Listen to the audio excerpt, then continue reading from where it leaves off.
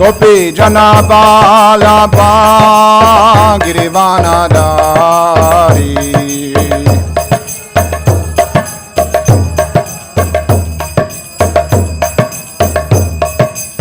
Gopi Jana Vallabha Girivanadari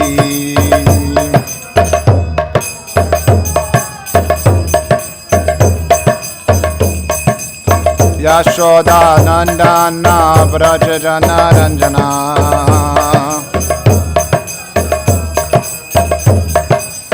Yashoda Nandana Vrajajana Ranjana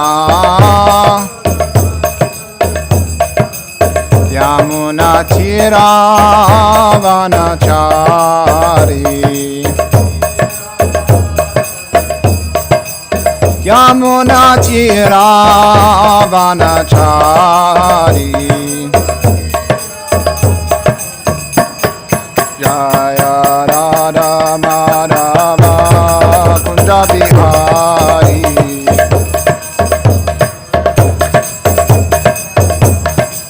Jaya Radha Madhava Kunja Bihari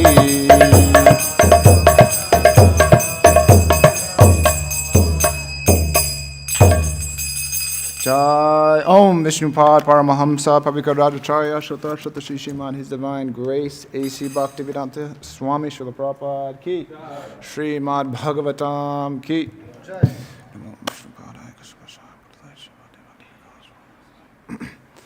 Om Namo Bhagavate Vasudevaya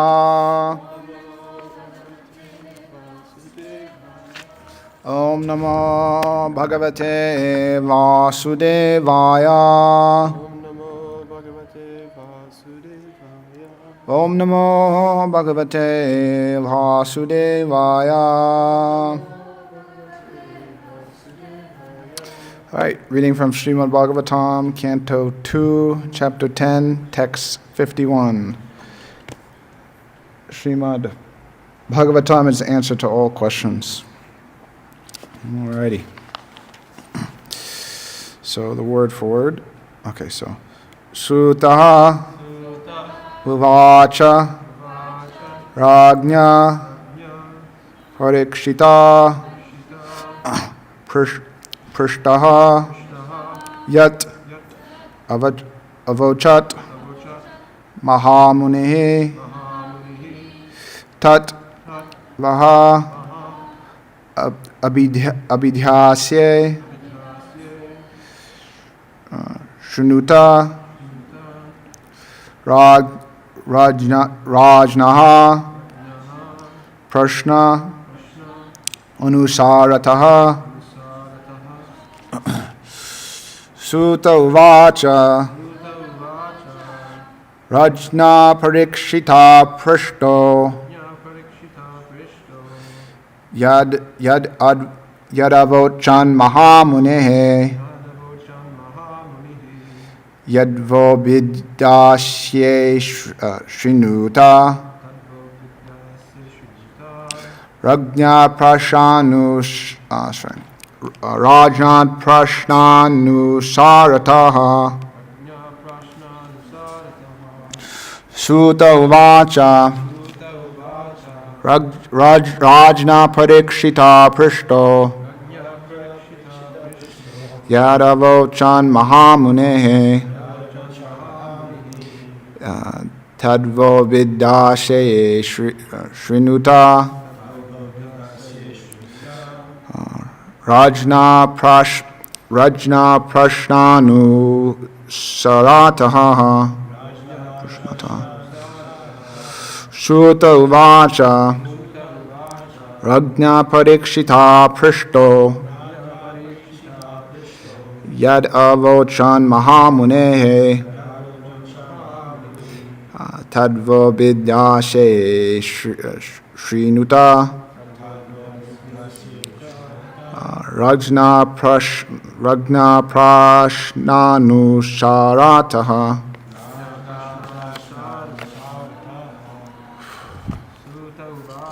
Suta Uvacha Parishito Shishna. Yaravochan Mahamuni, Yaravochan Mahamuni, Tadvo Vidhasye Shruta, Tadvo Vidhasye Shruta, Ganya Prashna Nusarataha, Ganya Prashna Nusarataha.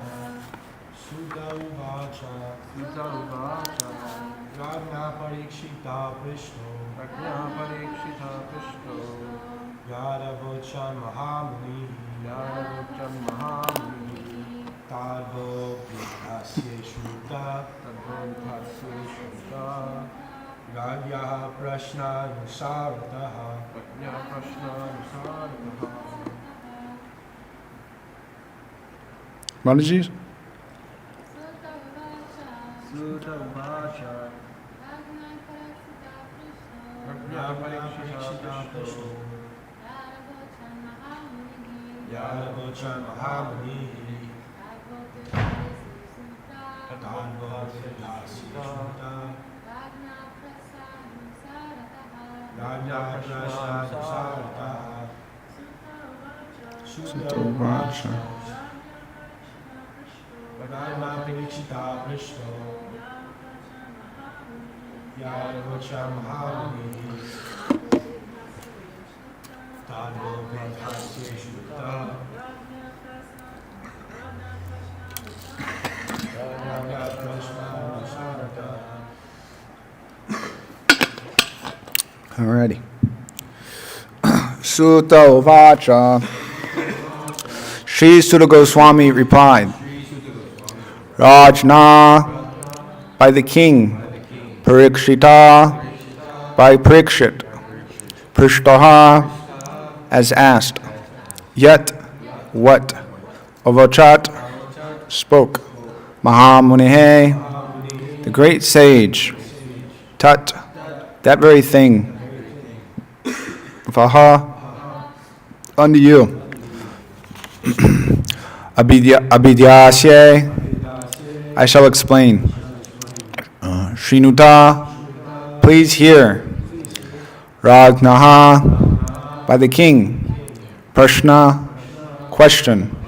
Anusarataha, in accordance with. Okay, translation and purport by His Divine Grace, A.C. Bhaktivedanta Swami, Srila Prabhupada Ki Jai. Sri Sutta Goswami explained. I shall now explain to you the very subjects explained by the great sage in answer to King Parikshit's inquiries. Please hear them attentively.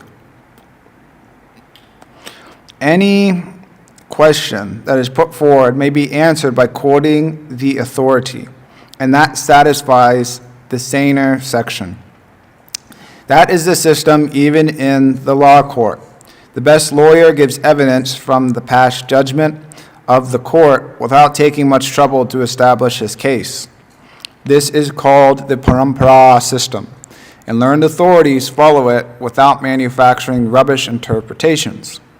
Ishvara Parama Krishna Satchit Ananda Vigraha Anadir Adir Govindha Sarva Karana Karanam. Let us all obey the Supreme Lord, whose hand is in everything without exception. Thus ends the Bhaktivedanta purports of the second canto, 10th chapter of the Srimad Bhagavatam, entitled Bhagavatam is the answer to all questions. And then end of the second canto.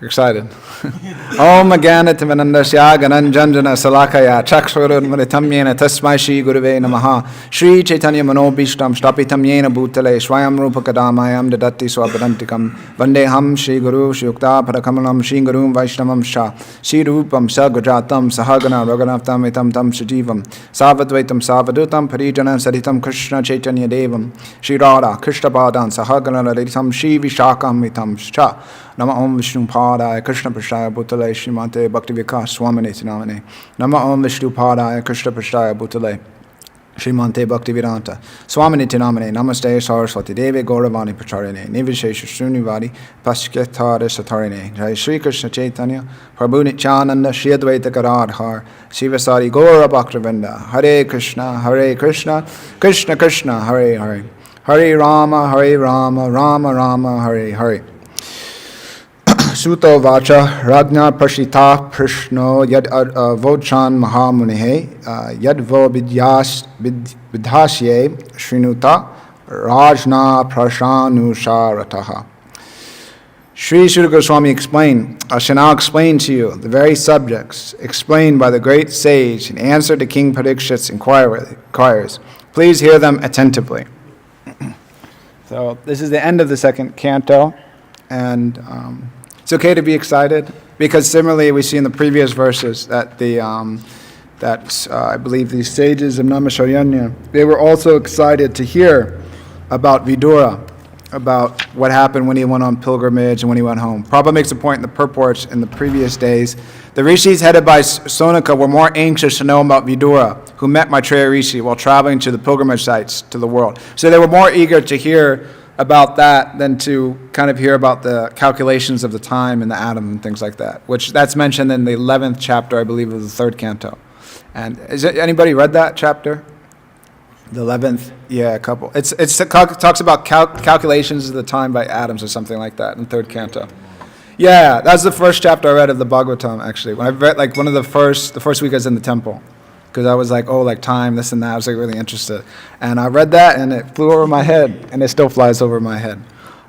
So the point is that it's okay to be eager for certain parts of the Bhagavatam, but we should also be eager to hear the whole thing. We may because some things may be more relevant to where we're at. There's we don't really necessarily quote that chapter so much. And there's different parts of the Bhagavatam which we don't necessarily quote or give much emphasis to. But it's all transcendental and all ecstatic and all amazing and all blissful, and it's Krishna in book form, for lack of the better words, incarnation of Krishna, like that. So this particular verse here. So this is the end of the second canto, and so and then it begins the third canto. So just reading this verse and just coming to the end, a lot of things come to mind if we think about the entirety of the second canto. I don't know when we started this exactly. It's been a while. You know? Yeah, right after. When did you join? August 2022. It took about 2 years, huh? So 2 years. And we read through it and things, and we can remember, whatever, it says this and that purport, and this and that purport, and this sloka is there, and that sloka is there. Because there's a lot of famous verses in this second canto, which Prabhupada would quote a lot, and which is relevant to our devotional life. But even within that also, so many devotees gave classes and spoke on different things, and we may remember that also. And just like if we were all to go up and summarize the second canto, we may all have different realizations and say different things. I remember when, His Holiness Bhakti Vikas Maharaj spoke on these set of verses, when we were talking about that universal form or whatever at one point, and then like that. And other devotees came and spoke on different things. And you probably remember more than me because I was practically, I think I attend the classes the least of everybody in the temple. So, unfortunately, but anyways, probably better I'm down there working than up here sleeping. So there's so many different things that can be spoken of. And then also so many verses here, if we look back, and then the verse we have, and then verses to come also, because this is paving the way for the third canto. I don't know if I'll go so much into it, but so anyways, Vidura, it's mentioned. Anyways, you can pull this verse up if you want real quick. So Canto 1, Chapter 13, Text 1. So this chapter is entitled Dhritarashtra Quits Home, and just to kind of explain what's going to happen soon. I'm sure other devotees will. You should go to the translation. So Sudha Goswami said, while traveling on a pilgrimage, Vidura received knowledge of the destination of the self from the great sage Maitreya, and then returned to Hastinapur. He became well-versed in the subject as he desired. So what we're going to read next is that, Vidura left home. As we understand, he was insulted by, Duryodhana, right? Anybody remember Duryodhana? I'm pretty sure. Yeah, I think he called him some low, you're low class. Yeah, Sudra, because you're born from some maidservant or whatever, like that, and insulted him. So then on that pretext he left. And he went and traveled around and he met Maitreya Rishi. So his leaving is going to begin now in the third canto. Because sometimes with Srimad Bhagavatam, it's like a little confusing. Because the timeline is like sometimes all over the place. Like for instance, like Bhagavatam starts like almost like where it ends, if you think about it. Because if you read the beginning of Bhagavatam, just like I was reading here previously, so Krishna leaves the world in the 11th canto, and then I was reading in the first canto that has a chapter, so in the first canto it's described, so Arjuna comes back and sees Maharaj Yudhisthira, and he's lamenting about how Krishna left and all these inauspicious things are happening. So it's like Bhagavatam, sometimes you have to read it a couple times and you have to think about it, actually, about what's going on. So in this sense, this is, the third canto is a prelude into what, Vidura went and got all this, amazing knowledge and these amazing discussions. Then he came back, and then he spoke, after all that, and he spoke to Dhritarashtra, and then, gave him the instructions to quit home. And so anyways, that's just a little bit about that. So if we understand the beginning of this chapter, so the first verse of the second canto is, what is this? Vaninam ishate prashna, krito loka hitam nipa, atmavit samatah pumsam, shrotyadishu yatparaha. So the translation, I'll just read it here. So, my dear king, your question is glorious. So this is Sukadeva Goswami speaking. Your question is glorious because it's very beneficial to all kinds of people. The answer to this question is the prime subject matter for hearing and is approved by all transcendentalists. So his question was, of course, like, what is the duty of a man that's specifically about to die? So, like, what's the highest, like, dharma? And so Sukadeva Goswami goes on to explain that, to hear about Krishna, to chant about Krishna, and things like that. So this question, just to kind of connect it to that, so Sukadeva Goswami's excited because the questions they're asking are relevant questions. And so relevant questions are beneficial questions which help us in our spiritual life, because there's so many different questions. Prabhupada makes that point in the first canto, second chapter, I think verse like 7 or 8 or something like that. But he says society is busy with questions and answers. The birds have questions and answers in the morning or whatever. But the actual beneficial questions are questions in relation to the soul.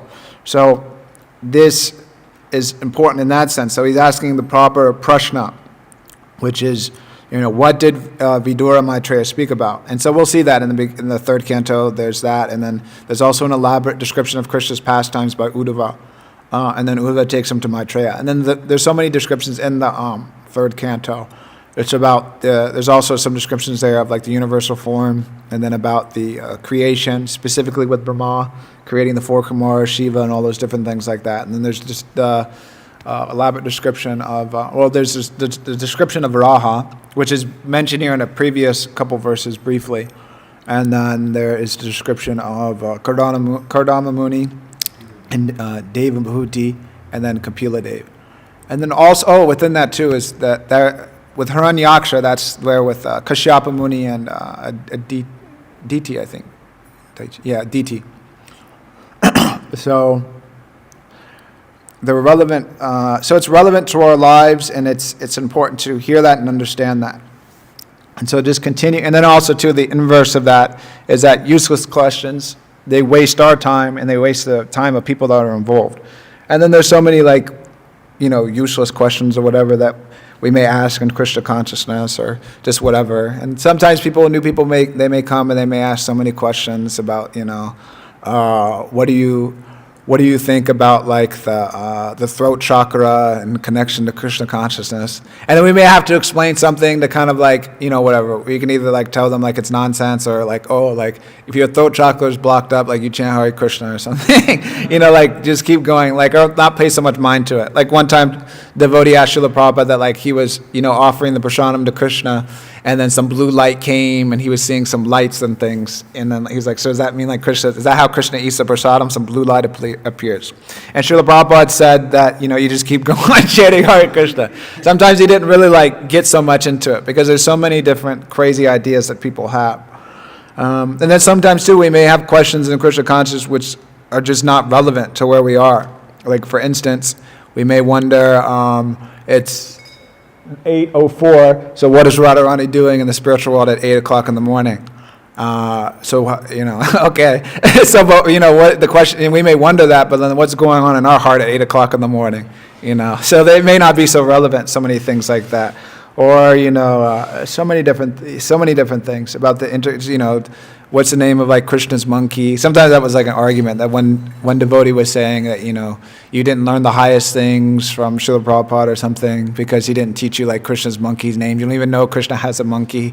But that's not so relevant, at least where we're at currently, if Krishna's monkey and what that monkey's name is. Because we may know Krishna's monkey's names or the names of the different gopis and, whatever, the Astasakis, all their names, and then the manjaris that serve under them. But then we go outside and then like immediately we're afflicted by lust and like sex attraction. So it's like, okay, so what's the relevance of that? So the thing is that acharyas and specifically the guru, they understand where the disciple's at and then they instruct accordingly from, to raise the disciple up step by step so that there's no... so that the knowledge is firm, this sambandha, understanding properly what one's relationship is with Krishna, and then the activities that constitute that. And it is a gradual process, generally. So unique to this purport, Srila Prabhupada gives the example of a lawyer, just citing that the lawyer gives the evidence from past judgments of the court without taking much trouble to establish his case. So he gives that analogy. And anyways, probably better you speak on this, because you're a lawyer. I don't know nothing about law. So anyways, I can speculate some, and you can correct me. But, I'm sure you study different cases and things like that, right? Or no, or? Just study the Constitution and the amendments and I don't know what lawyers study. There's so many branches of knowledge out there, but anyways, I'm assuming, so there's so many different court cases, and like with anything in the material world, with any field that one has, like for instance, I was talking with somebody recently when we were in Miami, and he was on the phone, but I was talking with customer service representative for Chase. So anyways, it was like super long and it was like crazy. Anyways, I had to like deal with that. So I asked him, I was like, so like you work and like, I was like, pretty much you probably have the same people asking you the same questions. And he's like, yeah, I more or less just deal with the same problems. And that's kind of like what it is like in different like whatever, like fields. Like if whatever your kind of like work is, you deal with people kind of come with like the same problems. Like you have an iPhone and it's like the same problems. My iPhone won't turn on, whatever. It shuts off. And it's like usually people deal with the same thing. So any like kind of like person who's like acquainted with some field for some time to deal with like the same problems. So anyways, I'm assuming it's the same with lawyers. It's like the same case. Like, okay, there's a car crash, like such person hit me. Okay, it's like happened so many times. Like they deal with that. And anyways, they specialize in different things, whatever. Like I don't know all the technical terms, but the lawyers deal with like people that go to jail and then they don't have a lawyer, so they deal with that, and it's probably like the same crime. Somebody stole something, somebody killed somebody, whatever. So anyways, but Srila Prabhupada is bringing out the point here that, there's like dealing with the same cases. So the best lawyer, he understands, he knows all the history, he knows all the cases, he knows things like that, as Prabhupada's stating. And he's knowledgeable of the cases, but also too, he's able to apply them. Because even, I'm assuming with law, and I remember some cases growing up, but I'm sure it's complicated with different things. You may cite, in one case, you may cite this law, but in another case, you may cite this case, and then it's like, but they're both the same, but there's some small detail there and actually applies to that. So people who are actually expert in any particular field of knowledge, they know that sometimes there's a little detail which can get overlooked and which may not be applicable to the case. And anyways, I had some things here, but I don't want to talk about them. So the thing is that one he's expert, so he knows what to do, because different things are complex. And there's complex, whatever cases. I remember growing up that one on, the news. There's one famous one, I remember when I was a kid, that like some mother was, anyways, I don't know all the details of the case, but like she was accused of like killing her child, but then they didn't have proper evidence for it, but then there was evidence and it was a whole thing, but anyway, she got like away with it. But it's like, the thing is that like life is like complex. And so it's required for an expert to kind of see in every single circumstance, okay, what is like required in this situation? Okay, this, that, and the other thing. So anyways, the example there is of the law, but to bring it home and practically, that is the duty of the saintly persons, the sadhus, and the guru. Because the thing is, the Shastra is there, and the Shastra is the reference point, but we approach the Shastra, we may not understand it or know how to apply it. Srila Prabhupada, I think, gives a famous story of, I'm not sure if Prabhupada gives it exactly or if Bhakti Vikas Maharaj gives it, but anyways, the story's there, that some man was traveling as a veterinarian. So he was traveling around, I don't know if you heard this story before. And so this man was like expert in curing horses. And so he went to one village and there was some problem with the horse. So the horse had some lump in his throat. So the man understood, okay. And he took a stick and he like beat the heck out of that horse's neck where that lump was. And so the lump went away, and so anyways, the horse was okay. And so the man, he had some disciple with them. So then they went to another village or whatever. Anyways, the disciple was by himself. And so they came up and the man was like, oh, my horse has a lump in it. He said, oh, I know exactly what to do. So he took the stick and beat that lump in the horse's throat. And so he beat it and beat it and beat it, and he killed the horse. So then he was like, oh crap, like, what did I do wrong? Like, I saw this from like my guru, my teacher, like what's the problem? So his guru said, you didn't understand anything. Like that previous horse had a watermelon stuck in his neck. And so he was choking. This horse had a tumor. You just like broke that tumor and killed it. So the thing is that, knowledge in and of itself is not enough. We have to have the vegan, and we have to have the experience, and we have to be trained under someone who actually knows. And that's the gurus and the sadhus. And so there's many different examples in Srimad Bhagavatam, and we'll see that actually, with Uddhava, for instance, he was giving Vidura some instruction. But then out of etiquette, it's described that he took him to Maitreya, because Maitreya is senior, like that, to hear from him and to receive more instruction from him. So there's different etiquettes and intricacies in Srimad Bhagavatam and the Shastra, which we require help to actually apply them and to understand how they're effectively useful in our lives.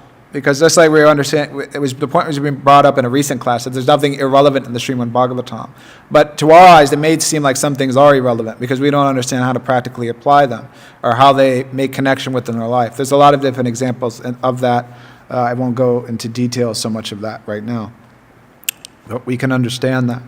And it'll be seen in further cantos, actually. Like just to give some examples of a couple things. So specifically, I thought with so there's the history of the four Kumaras and Maharaj Priyavrata. So the four Kumaras, in short, were instructed by Lord Brahma to marry, and they disobeyed that, and Brahma got angry.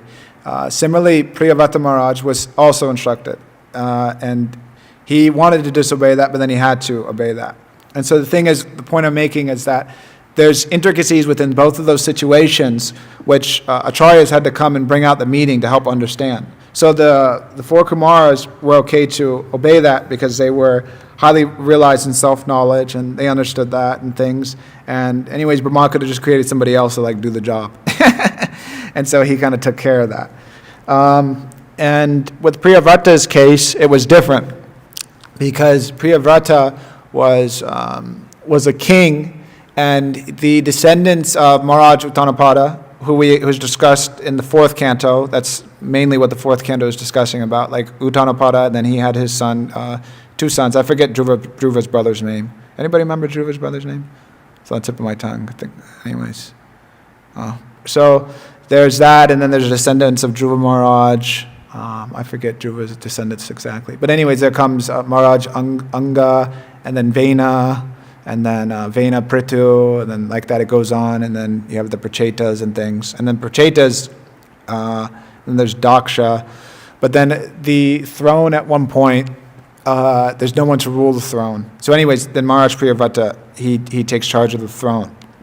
Because his situation was different. He had to take charge of the throne because he was the brother to keep on the royal dynasty. He's a descendant of Swayambhuva Manu, who is a king, as we understand. Or he's a great king, like that one, Raj Rishi, I believe. So the point is that sometimes it's different and difficult. Then we also see, too, that Lord Ram set the example that you should follow the order of the father, but then the four Kumaras didn't do that. So then it can get difficult sometimes. And then also to bring it practically, again, the one time it was brought up to Srila Prabhupada about wearing karmi clothes on Sankirtan. So there was some dispute about that. Should we wear, devotional clothes or whatever, or karmi clothes? There was more so we shouldn't wear karmi clothes because karmi clothes is like, whatever. It's a disaster. Why are we going to dress like karmis? We have to dress as devotees. But anyway, Srila Prabhupada solved that. And does anybody know the evidence that Prabhupada gave for that? Anybody know what he cited? He cited it?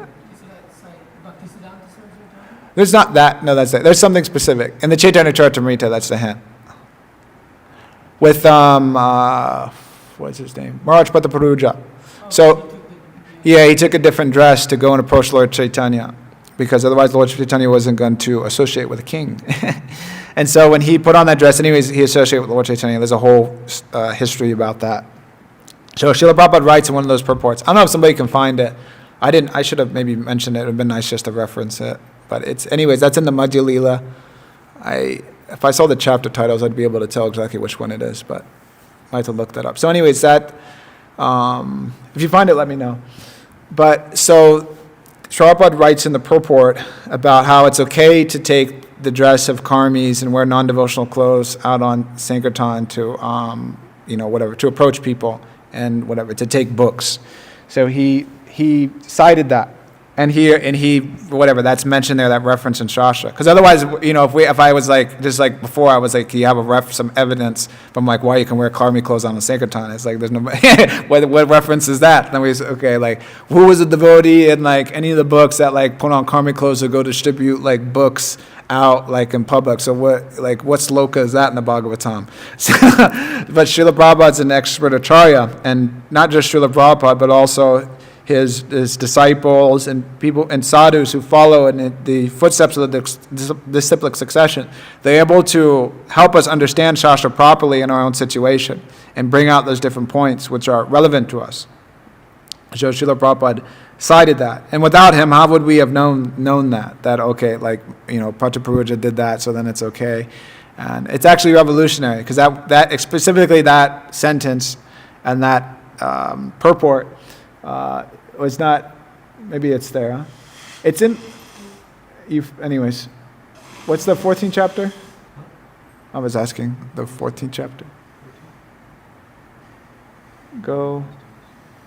What's 12th chapter? It's probably the 13th or 14th. It's probably 14th, actually. Scroll a little bit. Yeah, keep scrolling down. It's probably somewhere around here. You might have to go through the purports. Because it's after Lord Chaitanya's, it's after the Rath Yatra, because Lord Chaitanya is exhausted. Then he goes in the Vallabha Gardens. And then Prataparuja begins to cite the Gopi Gita. Anyways. But, so anyways, continuing. So they help bring out different things in Shastra which we may not have looked at or may have not understood or whatever. Or maybe we've heard something so many times, but then we hear it from the spiritual master or hear it from the devotees, and it clicks and it makes sense. And it's like, oh yeah, I finally understood that after so many years or whatever.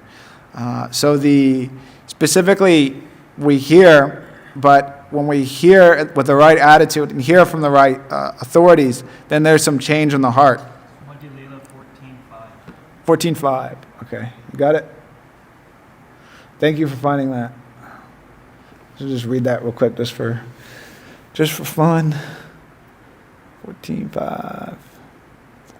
Alrighty, so let's read the whole thing. Following Sarvabhauma Bhattacharya's instructions, the king had given up his royal dress. He now entered the garden in the dress of a Vaishnava. So he's cheating, right? Sarvabhauma Bhattacharya told him to change your dress and cheat. Transcendental cheating. Sometimes members of the International Society for Krishna Consciousness, especially in the Western countries, find it difficult to approach people to distribute books because people are unfamiliar with the traditional saffron robes of the devotees. The devotees have therefore inquired whether they can wear European and American dress before the general public. From the instructions given to King Prataparuja by Sarvabhauma Bhattacharya, we can understand that we may change our dress in any way to facilitate our service.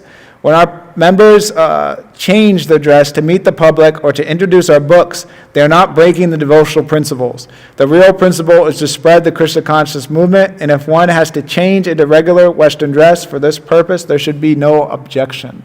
So there's some allowance for that. Srila Prabhupada at one point also, just to give another side of that, he wasn't so in favor of Tripurari Maharaj taking sannyas, because he would have to wear a sannyas dress, and it may be difficult for him to distribute books. So it seemed like he wasn't so much in favor of sannyasis, dressing in karmi clothes to distribute books. But anyways, A lot can be said about that. But anyways, so that's a particular purport that's there that Srila Prabhupada brought out, which we would have never been able to come to that conclusion or understand that.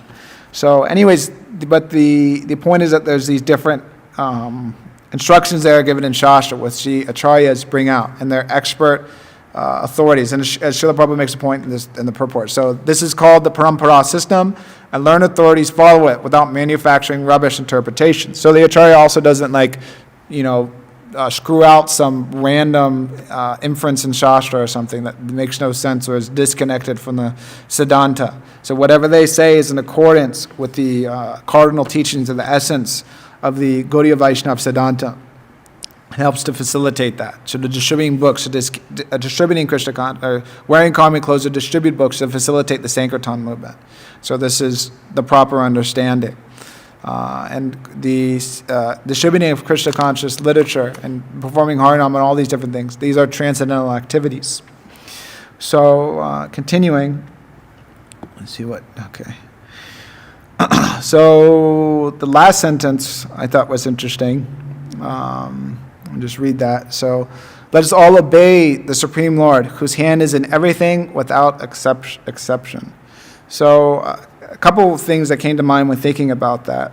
So, by following the Guru, the Sadhu, and the Shastra, so we get faith from that, and then from that faith, we're able to see Krishna's hand in everything, and see Krishna's interaction within our lives, and that's really important for Krishna consciousness. Actually, that we have faith, and we have proper faith also, because ultimately we should have faith that by following the instructions of the spiritual master, by doing what we're told, by reading the Shastra, by doing the activities, that material desires will go away in our heart, okay, but then ultimately that we'll become Krishna conscious, that our devotion for Krishna will increase, for the spiritual masters, for the Vaishnavas, for the process of Krishna consciousness. We should have faith in that. To just get over whatever nasty things in the heart, that's like, okay, there's a lot of pious people in the world that they're not overtly sinful, but they have no devotion to Krishna. So the thing is that we want to be devoted to Krishna and his devotees.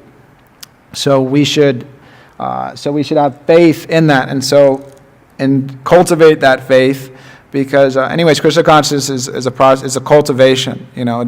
Most people don't become Krishna conscious overnight. It generally takes some time of chanting and of going through some difficulties, overcoming those, recognizing shortcomings, working on that. It's a process of Krishna consciousness, a cultivation to perfect the art of always remembering Krishna and never forgetting him, and placing ourselves into an environment which is favorable for that. And then there's these symptoms of surrender, anukul yasya sankalpa, like that, pratikul yasya varjanam, becoming completely surrendered onto Krishna.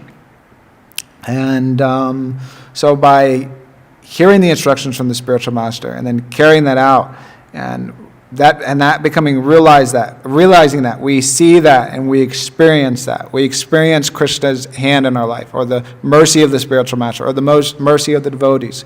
And that maybe happen in so many ways. I mean, we all can say that for sure.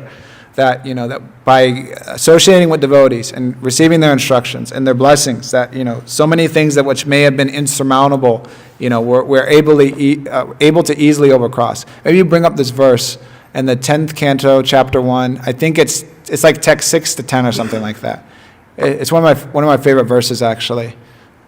It's Maharaj Parikshit speaking. Go to canto 10, chapter 1. Scroll down a little bit. Okay, yeah, scroll. Wait, go up, scroll up. I need to see the numbers. Yeah, I think that's that one, 5 to 7. So, just scroll. Let me see with the English. So just one point in this specifically. So, okay. Taking the boat of Krishna's lotus feet, my grandfather Arjuna and others crossed the ocean in the battlefield of Kurukshetra. And such commanders as Bhishma Dev resembled great fish that could very easily have swallowed them. By the mercy of Lord Krishna, my grandfathers crossed this ocean, which was very difficult to cross, as easily as one steps over the hoof print of a calf. Specifically that line, I'll just focus on that. So by the mercy of Krishna, the Pandavas were able to cross over insurmountable difficulties. So we may experience that in Krishna consciousness, and we may be going through some problem. I know I have. And we may be like struggling like anything, like, oh my God, like how am I going to like overcome this? How am I going to deal with that? And then we may like receive some instruction from the spiritual master or from the devotees, or like read something in Bhagavad Gita. But maybe it's probably usually more so from the devotees or the spiritual master, because we read something sometimes and it's like we're so disturbed, it's like whatever. It's like ain't really sticking. So then they say something like, go and do this or go do that, or just like, get out of your nonsense or whatever. And it's like whatever, like go at us for like an hour. And then it's like, like something cracks through, through like the Mahatattva that's like covering our heart, all the different layers of ego, whatever, mind. But sometimes it seems like we don't have alignment. We seem mindless because we're not able to like understand things, and our intellect seems gone. So anyways, the devotees, they speak to us, and it cracks through all that, and then it clicks, and then we like take up to their instruction, and we do what they say, and whatever, we may have our doubts and reservations, but then we see like everything works out and everything's great, and then it's just like whatever, like how our Parikshit Maharaj is mentioning here, that it was just like super difficult, and it was just like, and then we'll read a little bit about some of that too in the first canto. But I mean, we can't even imagine, there's so many different, there's like huge army, and there's like Bhishma Dev, it's like, how you kill somebody that can't die? And you can't. It's like, just like Hanuman was trying to Diva. It's like, how are they going to like kill, how was like Ravana going to kill him? It wasn't going to happen. So it's like, how are you going to kill Bhishma Dev? It's like, he has to choose to die. So it's like, how does this happen? And then it's like, they had all these like mystical weapons, and it's like, we'll read about that here. And then like Arjuna, like Krishna protected him. So like, if we don't understand anything about like Krishna consciousness or like what's going on in the second canto or Srimad Bhagavatam, we should have faith in a couple things. That like if we like follow Krishna's instructions and the spiritual master and the devotees, that like we're going to be saved from a lot of trouble. And if we're in like some difficulties or whatever, it could always be worse for sure. Because when you're suffering, I remember suffering outside of Krishna consciousness and suffering inside of Krishna consciousness. Suffering inside of Krishna consciousness is like, like being like, it's like a baby like crying in like the mother's arms or something like that. Suffering outside Krishna consciousness is like being in a dark cave with like nails going into you, and like ain't nobody coming to help you, ain't nobody hears you, ain't nobody cares. It's like you might as well be in a zoo and people just walk past you, they don't care. It's like, just like I was telling Ali Krishna the other day, I don't want to get into the details, but there's multiple instances of just like getting into problems with my friends and just like completely ditching them, and then they like had to go like downtown to like jail. And it was like when it happened, it wasn't like, oh, I feel bad, I gotta like help them. It was like, all right, later. And I mean, I've been on both sides, whatever, them like ditching me and me ditching them. But it was just like, all right, every man for themselves at that point. And that's like a saying, like probably in the West. They probably don't say that in like Eastern cultures. Every man for themselves. But that's like the thing when like things get tough, it's like, all right, whatever, like forget that. So the material world is a nasty place. But Krishna and his devotees will they'll never reject us. Krishna will never reject us. Spiritual master will never reject us. We may do something which, they may, for some time distance themselves from us. And that's for our benefit because we're making offenses. And Krishna makes that point in the, he makes that point about the demons in the Bhagavad Gita, but also it's understood that if someone is committing Vaishnava aparad, he'll be removed from that association by Krishna's mercy so he doesn't create further offenses. So this is Krishna's mercy. So anyway, so we carry out those instructions. It saves us from so much nonsense, and we experience it and we realize that. And then also too, we see that, so many of you are going out on Sankirtan and, meeting people, speaking to people, doing Harinam. And we see Krishna's mercy on that. I know for sure, like so many days going on Sankirtan, like, whatever, it's difficult, nobody's taking books, and then like all of a sudden, like people just start taking books or like coming up to you or whatever. And it's just like people you wouldn't even imagine are just taking like huge stacks of books.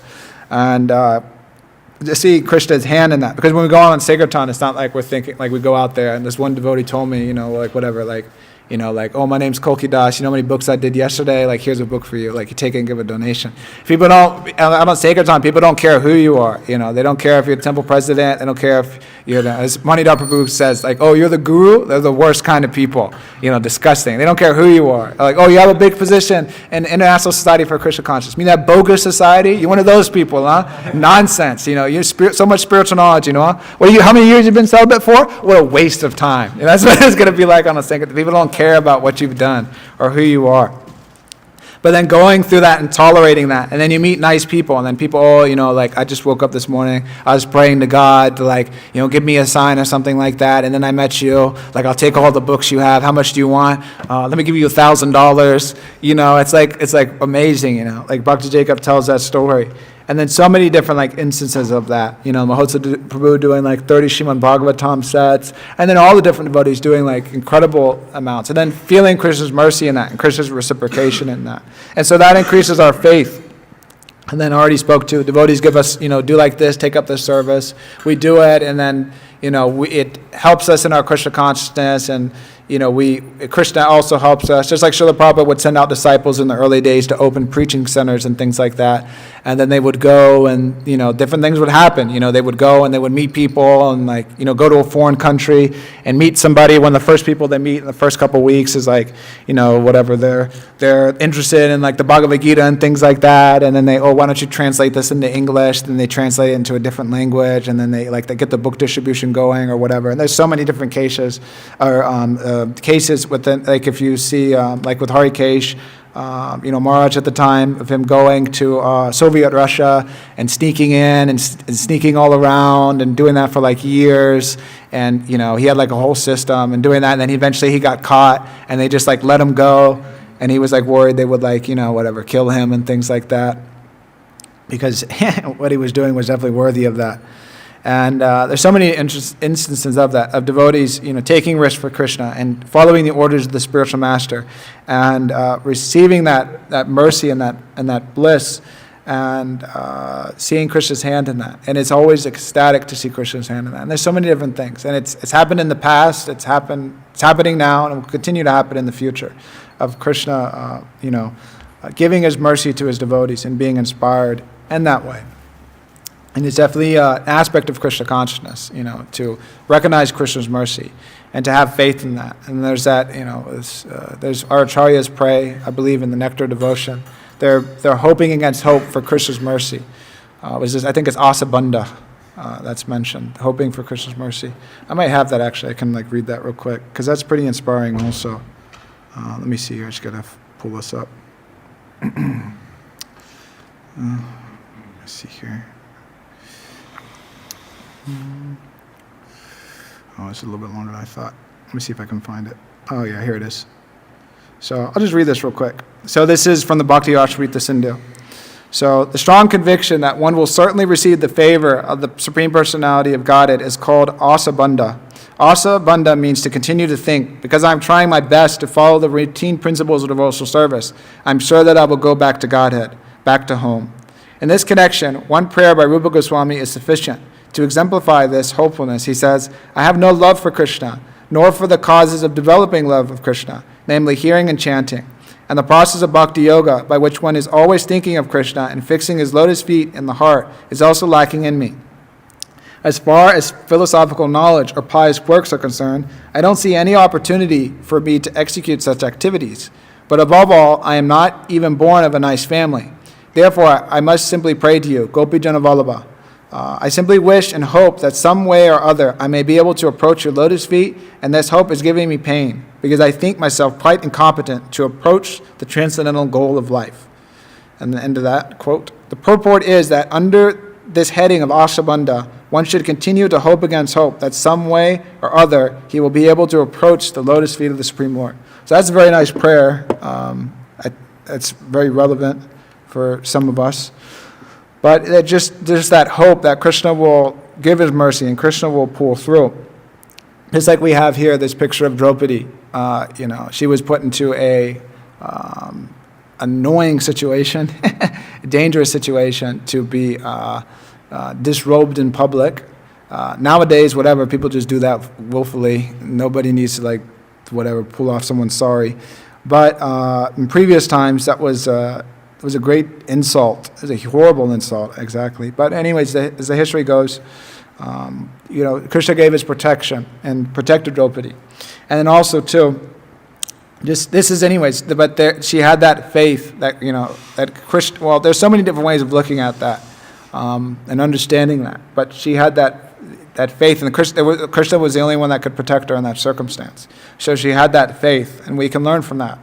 Also, too, this is It's on the same subject about executing orders for the spiritual master, but it's a little different.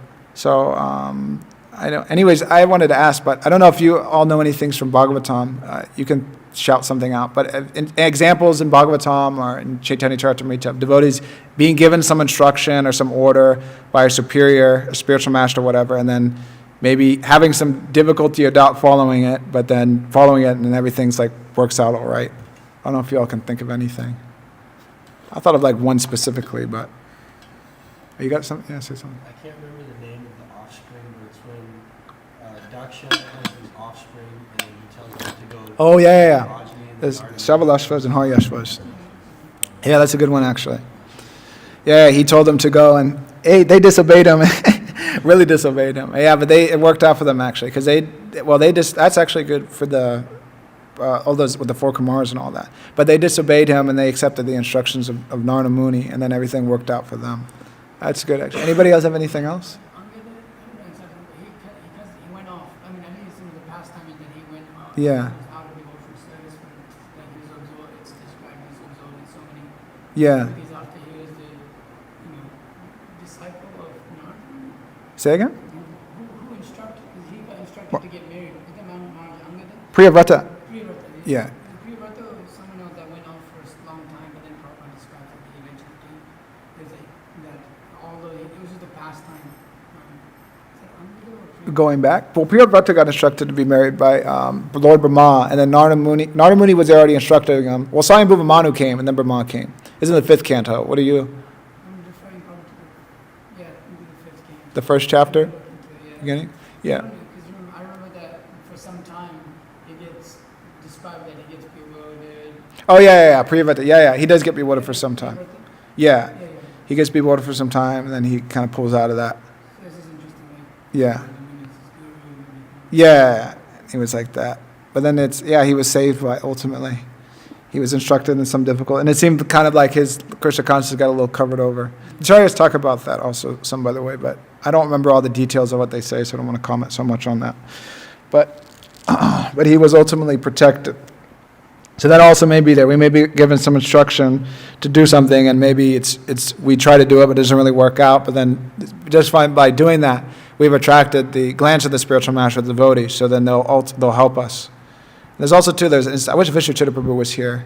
Let me say this one thing, then you can say. But there was also one disciple of, I believe Ramanuja Acharya, who that one king ripped out his eyes actually, and then Ramanuja Acharya, I believe, gave them back. I believe that's there. But anyways, Mahodsa Prabhu or Vishnuchita Prabhu, no. What'd you have to say? I thought you were saying different. Oh, you thought get excited there. That's how it should be. So, anyways, there's different stories, but the one main thing I was thinking about actually was a little heavy, is Parashuram. I don't know if you all know this exactly, but Parashuram. So Parashuram's father, Jagadandmi, I think, I might be saying that wrong. I forget his wife's name exactly. Anybody remember? I forget her name. But his wife's name, or his wife, she went to go get some water from the river, and she saw some Gandharva sporting, I think Chitranath or something like that. Anyways, she became attracted in her mind, and Parshuram's father understood this. And so he was like, oh no, adultery. So anyways, he was fried out about the whole thing. And anyways, it's difficult to understand for reasons I'm not going to speak about, but people were more pure back then. It was a different, now anyways, we'll forget it. So it was unthinkable in those times that a wife could think of anybody else except her husband. So he was fried out, and he understood by mystic potency what happened. And so he ordered his other sons to kill his mother. And so they didn't do it. And so then he ordered Parshuram, you kill your mother and you kill your brothers. So then Parshuram did it. But it's described that Parshuram understood that he would do it, and then his father would be very happy, give him a benediction, and then he would ask for a benediction to bring them back to life and them have no memory of this actually. So that's pretty intense.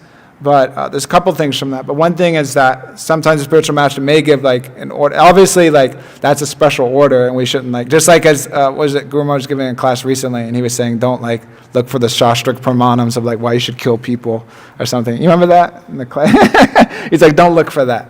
But the principle is that he was given a very difficult order, but he understood, like, he was trying to please his father and things like that. He understood that his father would be pleased. He understood his mind and his heart, that, okay, he would be pleased and he'll give a benediction and I'll do like this.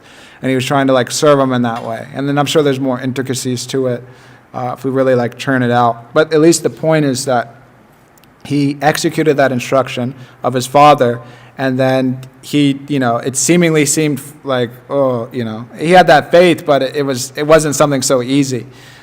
So that's there. But then also maybe more relevant to us is with Arjuna, actually. And that's super relevant, always. So, and we see with Arjuna, and I'm going to bring out a different side of this. And you can pull this up because I'm going to go here. So first canto, chapter 15, you go to the index, and you can be at text 14. So anyways, we all know Bhagavad Gita. Bhagavad Gita is always relevant. It's not that we read Bhagavad Gita once, twice, and then we've understood Bhagavad Gita. We haven't understood Bhagavad Gita if we think we've understood Bhagavad Gita. Canto 1, chapter 15. Yeah, text 14. Oh yeah, Disappearance of the Lord Krishna actually is one of the titles. So 14. So if we think that we've understood the Bhagavad Gita, we haven't understood the Bhagavad Gita. So there's so many different ways that if we read the Bhagavad Gita and we meditate on the teachings and the instructions and the relationship between Krishna and Arjuna, so many different meanings will come out, which will be relevant to our lives. And also, too, we're always growing in Krishna consciousness. So the more that we grow, then different situations we're put into, different verses may come to light that really inspire us, or may be very relevant in our lives. And so many different things. And in my own life, I can connect to that. So one important aspect is that, so Arjuna in the beginning, of course, he was bewildered, and then Krishna gave him some instructions, and then he surrendered. And then he heard those instructions, and then he acted on those instructions. So that's like a short, like, little thing of like a point I'm trying to make. So the one aspect is, we'll read these verses here soon. We'll see the realization that Arjuna had after the battlefield of Kurukshetra. He'll explain about how all these things happened by Krishna's mercy, that he was able to fight and things like that. And so the point is that, like, by Arjuna carrying out those instructions of Krishna, he got the Vigyan. The knowledge became realized, and his position changed. And then he realized what his situation was before, what his situation is now, all those different things. Of course, Arjuna is an eternally liberated associate. But the point is that sometimes we may be in a situation in Krishna consciousness, and we may have doubts or whatever it is, but sometimes it's required for us to actually make some endeavor and do what we need to do, regardless of like how we feel about it, and then that realization will come later. Then we'll get the real, whatever. Like, for instance, like, we may say, well, follow the 4 regs or whatever, be celibate. But then if someone's never actually celibate, they won't get the realization of the benefit of celibacy, actually, of brahmacharya. They never do it. You never go and distribute books. You never go on Harinam. You don't. How will you get the realization? I mean, you can read and hear about it, and then some inclination like I should do that. But we have to go out and perform it. We have to open the jar of honey and taste it. So I'll read a couple verses here and then kind of sum this up. So the military strength of the Kauravas was like an ocean in which there dwelled many invincible existences, and thus it was insurmountable. But because of his friendship, I, seated on the chariot, was able to cross over it.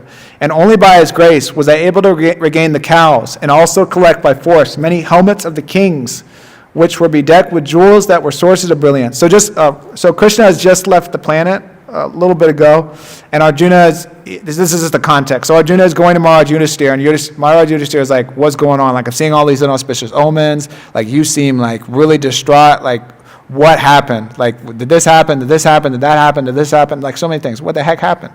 So then he eventually says, like, Krishna left. And then it's like, anyways. If Krishna's their best friend, it's like, anyways. It was only he who withdrew the duration of life from everyone, and who in the battlefield withdrew the speculative power and strength of enthusiasm from the great military phalanx made by the Kauravas, headed by Bhishma, super powerful, Karna, powerful, Drona, powerful, so all these powerful warriors, etc. Their arrangement was expert and more than adequate, But he, Lord Shri Krishna, while going forward, did all this. So Krishna worked his magic, his potencies. Great generals like Bhishma, Drona, Karna, Bharishrava, Shushama, Shalya, Jayadratha, and Balika, all directed their invincible weapons against me. But by his grace, by his, Lord Krishna's grace, they could not even touch a hair on my head. Similarly, Prahlad Maharaj, the supreme devotee of Lord Nrsimhadev, was unaffected by the weapons the demons used against him.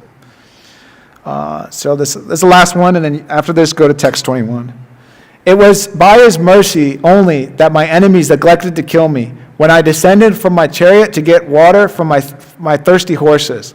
It was due to my lack of esteem for my Lord that I dared engage him as my chariot driver, for he is worshipped and offered services by the best men to attain salvation. So much can be attributed to all those verses that we read, but specifically Arjuna is expressing, like, now I understand, now I realize, like all these, I was declining to fight because it's like, how can I defeat them? They're unconquerable, like Sena Yor Upayor Madhye. Like, he brought that chariot to the middle, and then he just saw like friends, family, and the strength, and it was just like, oh my God, like this is insane. And like sometimes we may feel like that in Krishna consciousness. Like I know one time, like it was Bonnaroo, and when there's big music festivals, and like I stood outside the van and just saw tons and tons of cars out there, and then people were like partying like anything, and I was just like, wow, like there's like 6 of us here, and like thousands and thousands of people just like here to freaking party hardcore, and like I saw some wild stuff there. I don't want to talk about. At one time I got like so fried out, like I went and took a break because I saw something. I was already disturbed, and then sometimes you see something that just like disturbs you more. Anyways, I don't want to say it, but I just saw some heavy stuff, and I was like, dang, I need to take a break. Then I went to go take a break, and then I was just like sitting down, and I was just like trying to read and get my mind back on track. And then like long and behold, the place to sit down, there's like some girl I grew up with from like freaking like high school. I was like sitting there, and I was like, there's some girl was talking, and I was like, this girl's voice is like so annoying. I was like, oh my God. And I was like, that voice sounds familiar. And then I looked back, and I was like, oh my God. Anyways, it was like some friend. It was like nothing like whatever. But I was like, wow, funny seeing you here. It's like, it's been some years, huh? And then they were like, wow, what you been up to? And I was like, yeah, like moved in the temple, this, that, and the other thing. But anyways, but just being, so we may sometimes be like overwhelmed, like, oh man. But the thing is that Krishna will always help us. That's his promise, that he'll protect us.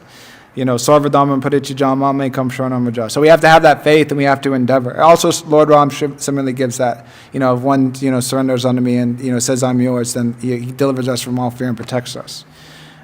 So those things are there. And so this is the last verse I'll read.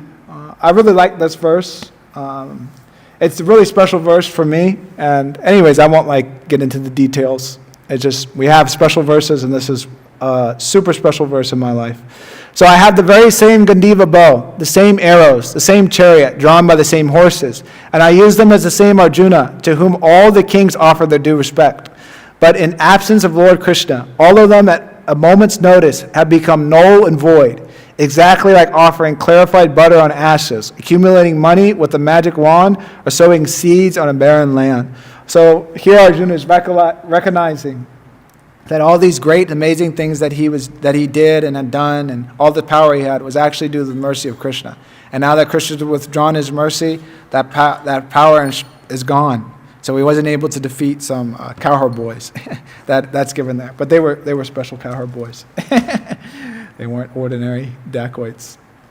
Anyways, the acharyas comment on that. That's something else.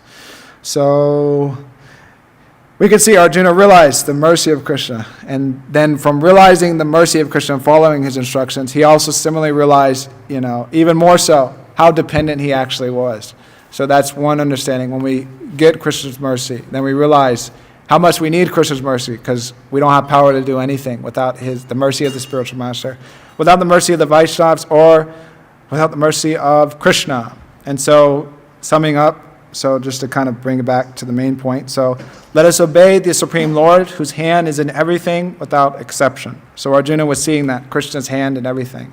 And so similarly we can see that also if we follow the process of Krishna consciousness. So, anyways, I'll end there if there's any questions or comments about anything. So, hold this calling.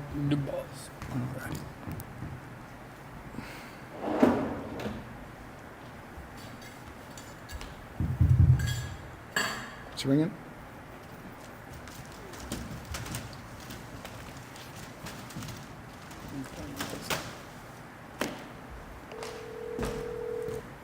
Vishnu's calling? I thought it was Mahotsa. Okay, sorry. Then Hare Krishna. Prabhu, you're on live. Hare Krishna.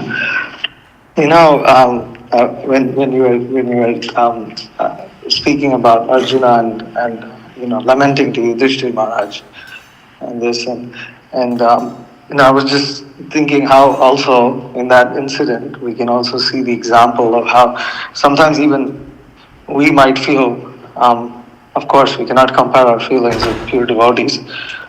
Yet they show by example that when one feels extremely distraught, bewildered, confused, it's Arjuna goes to a devotee, and his not just any devotee, but his brother, is the one he has very intimate relationships with, and in this way they that moment of grief is shared, and how important it is for us to have that association to be able to do that, because otherwise, we won't be able to survive in Krishna consciousness. It's how important that is to be able to just go and even just lament, to pour one's heart out, as Rupa Goswami says in Nectar of Instruction, of revealing one's heart in confidence.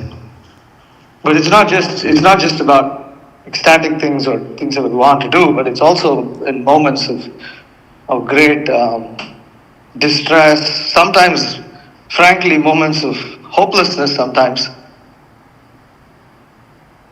That's what I just thought. Yeah. Thank you for that. That's a really amazing point, actually. It just hit me when you read that. I was like, wow. Yeah, there's so many different things we can learn from how these great devotees behave. And that's a really good, important point. I'm glad you brought that up. Yeah, thank you for the class. Sorry I wasn't able to come up. That's right. You know me, I don't, I'm just here. All right, Hare Krishna. Komotsa.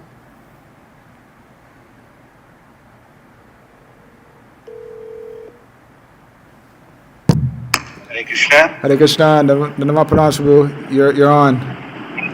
Okay, Jai. So, one of the things is that I was thinking of even the Prachetas, receiving the orders of Lord Shiva after hearing the Gita. They went underwater and they followed his instructions and they got darshan of Lord Narayan, and he gave them the benediction. You were saying about that, and then that devotee whose eyes, were plucked out. His name is Kuresh. Thank you. And he basically, went disguised as Ramanujacharya. He went disguised as Ramanujacharya, and then because this king had invited them to debate. The Shaivite king had invited them to debate, and they completely smashed the Shaivites in the debate. And then they were asked, that you have to agree that Shiva is greater than Vishnu.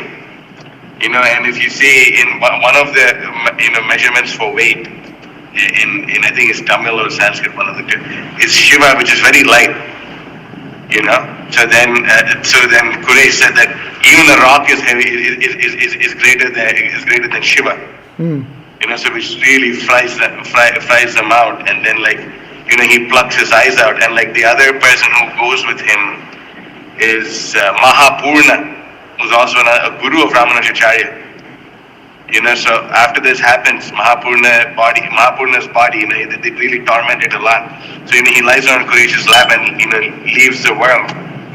And then, Quresh is I think he's serving Varadaraja or one of the devotees. And then Ramanujacharya, tells Quresh, you see, now you have to ask the Lord for a benediction. You ask him for a benediction, whatever benediction and then, everyone was expecting he'll ask for his eyes back. But then this devotee, Quresh, he prays to the Lord that, see, the reason why, all this happened, the eyes got plucked out, is because there was a devotee who got converted to become a Shaivite, and he prayed to the Lord that he conveys his blessing upon him.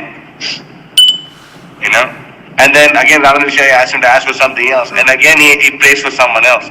And then Ramanujacharya chastises him and tells him, you please, you ask for your eyes back. And then he feels happy that, finally, because Ramanujacharya is chastising me, that means he's accepting me as his very, very dear, very dear disciple. Yeah. And then he asks for his eyes back, but the benediction also is not only will he get his eyes, wherever he'll always see the Supreme Lord. So that's very beautiful. Yeah. Thank you. Jai. Jai. Hare Krishna. Hare Krishna.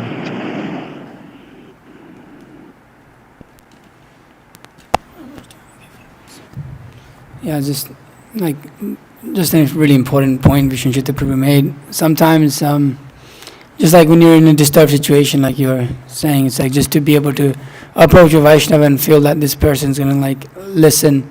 And, the advice they may give may be super general Krishna conscious advice that you've read so many times and you've been around for so long. And, you know the philosophy, so it's it's the same thing. It's they're telling you the same thing.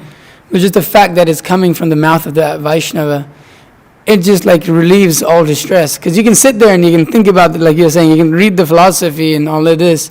Sometimes it doesn't do anything. It feels like it's what's going on.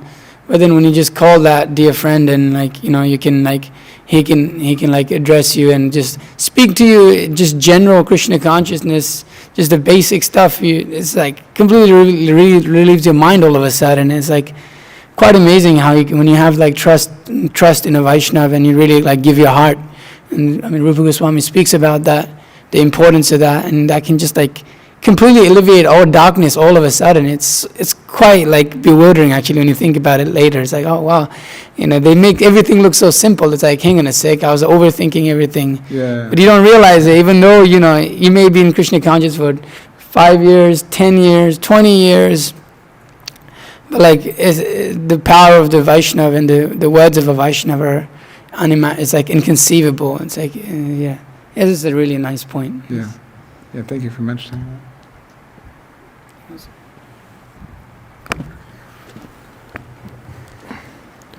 Hare Krishna.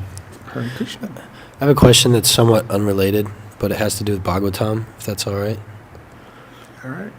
So this is a question I've been thinking about for a while and trying to make sense of it. I think you might be a good person to bounce this off of and maybe get some insight. So I want to compare and contrast two pastimes in Bhagavatam. The first one is the story of Ajamil, who was a very sinful person. He was Brahminical early on, but then he became very sinful, and he married a prostitute, he cheated, he stole, he gambled, he did all these things, he abandoned his wife. He lived a very sinful life for a long time, and then at the end of his life, he calls out for his son, Narayan, who he's attached to, which means he's attached to his family.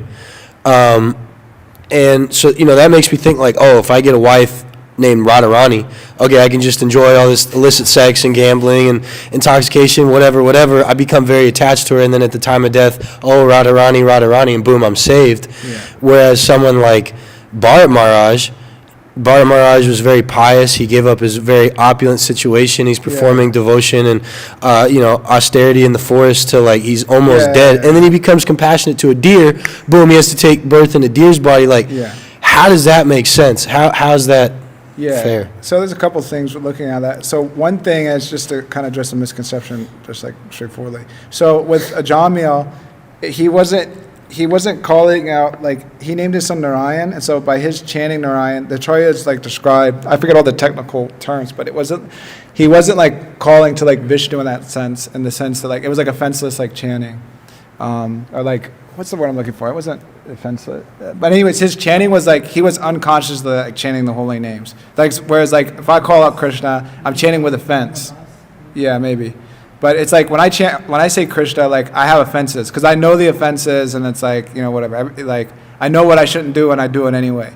But like a Jamil, like his calling out, he wasn't like calling to Krishna like protect him. So in that sense, it was like, I don't want to say more pure, but it was like there wasn't like any like offense there in that sense. And so on the strength of that, like the Acharyas described that from that, then the Vishnu Dutas came. But in our situation, like, you know, whatever, if we marry somebody named Radharani, thing is we know all the principles and intricacies of devotional service. We know right from wrong and all that. And so we know the offenses. And so Krishna like understands that. And so his mercy is not going to be, his mercy is already there, but we're denying it because we're disobeying his instructions on the holy name. And what as far as Bharat Maharaj goes, it's described that Bharat Maharaj, what does Vishwanath Thakur say exactly? But like he purposely became attached to that deer. So he knew what he shouldn't do and should do, and then he became attached to that deer anyway. But then the Acharyas also described that like they arranged that was arranged by Krishna for him to take birth as a deer to increase his desire and determination to go back home back to Godhead. And so with that enthusiasm in his next life, he made it a point not to get entangled and just like, you know, continue on his path to perfection. And then he went back home back to Godhead after that. So that's an understanding of that, in short. So, okay. Mataji, have any questions? Or? All righty. Srimad Bhagavatam ki. Srila Prabhupada ki.